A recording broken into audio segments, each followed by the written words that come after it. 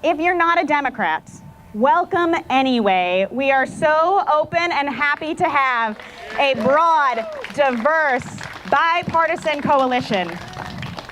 I'm serious when I say that this is about solutions, not sides. Jesus loves the little children, all the children of the world.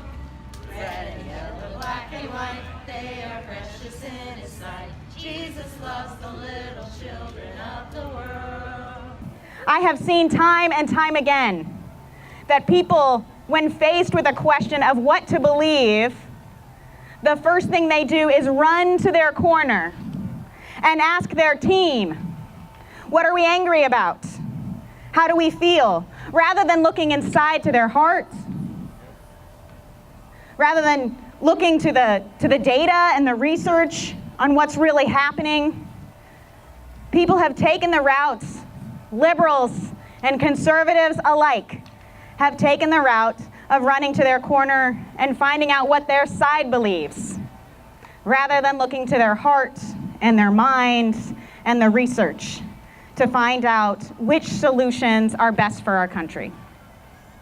We're here today because we have seen something happening on our southern border that breaks our hearts. Amen. We don't come out in 90-degree heat about something we feel slightly frustrated by.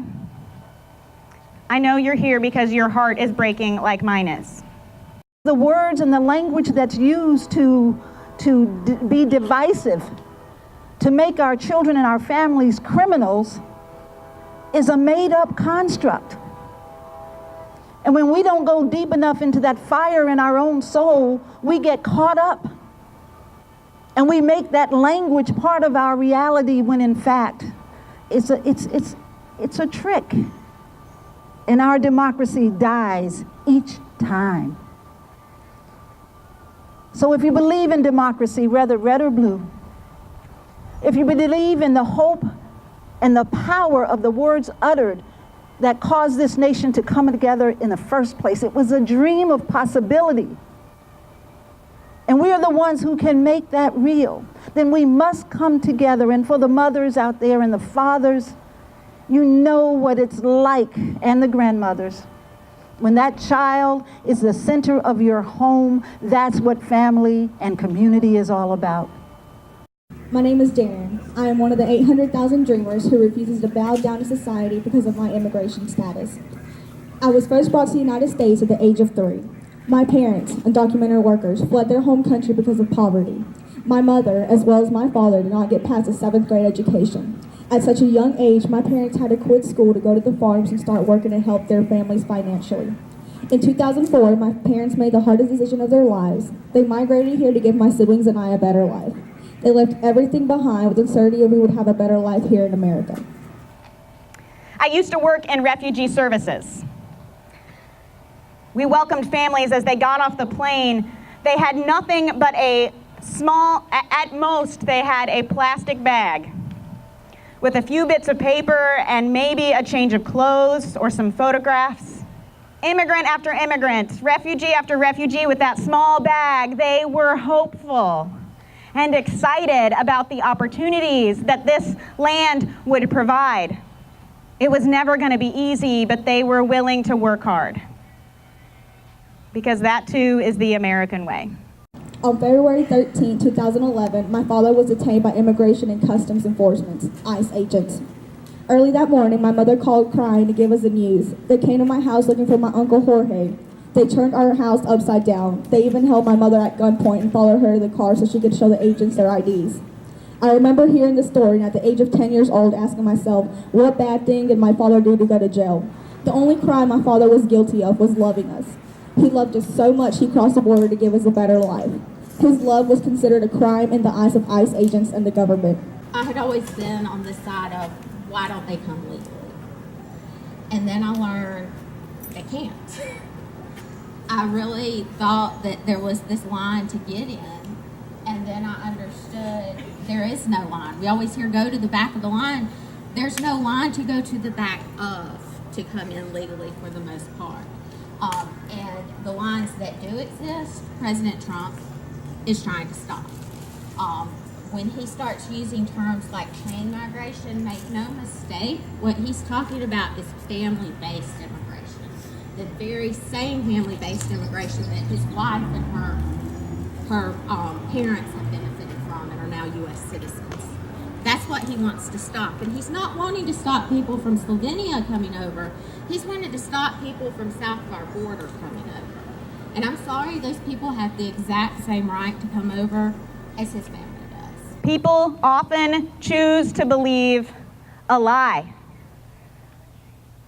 rather than love their neighbor, rather than trust their neighbor. And it breaks my heart. Hate cannot overcome hate. Only love can do that. So as you talk to people about this issue, as you face people on social media or in your family, or wherever you happen to interact, remind yourself on a day-to-day basis that darkness cannot overcome darkness. Only light can do that. And hatred cannot overcome hatred. Only love can do that.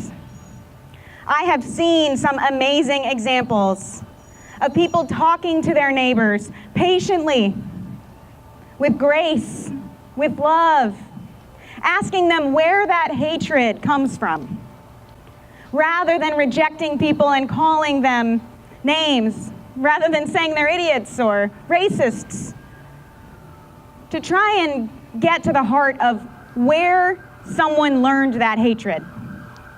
How did they come to feel that way about their fellow human being? And to try to love them enough that they have the courage to love too. Recently, we have seen how ICE had children separated from their parents because of Jeff Sessions' zero-tolerance policy for those crossing the border illegally or just seeking asylum. What is baffling is that unauthorized crossing is at its lowest point since 1971. So why is it such a big controversy right now? In 2015, President Donald Trump delivered a speech targeting immigrants, but mainly Mexicans, for the crime of the United States.